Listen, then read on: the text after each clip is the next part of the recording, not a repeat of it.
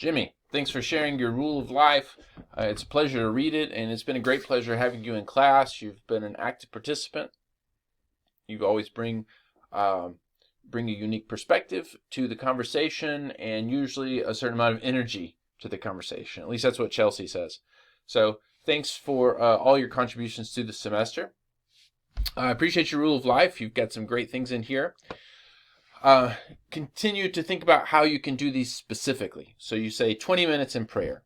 Okay, that's pretty specific. But be more specific. 20 minutes in the morning, in the evening, at lunch break. When are you going to do this? The more specific you are, the more likely you are to actually do it. The same with reviewing your sins. Well, traditionally, that's best done at the end of the day, often with a prayer of examen. If you're familiar with the prayer of examen, it's a part of the Ignatian spirituality. I highly recommend the examen prayer. Maybe that's part of your 20 minutes, right? So then those are actually lumped together. So think about how that works. Make every effort to be a peacekeeper.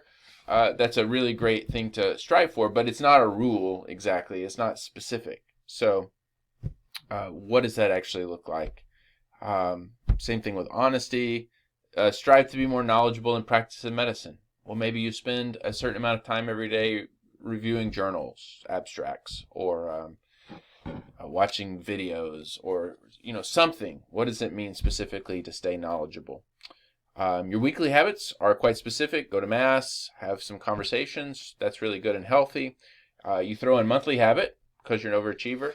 So you also talk about going to confession. Great practice.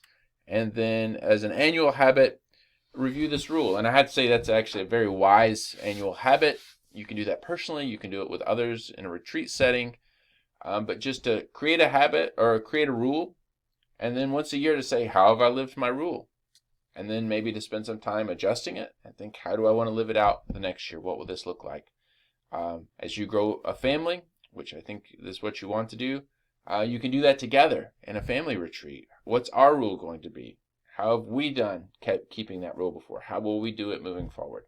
So I encourage you to think about that. It's a wonderful practice. Again, thanks for a great class, and I wish you all the best.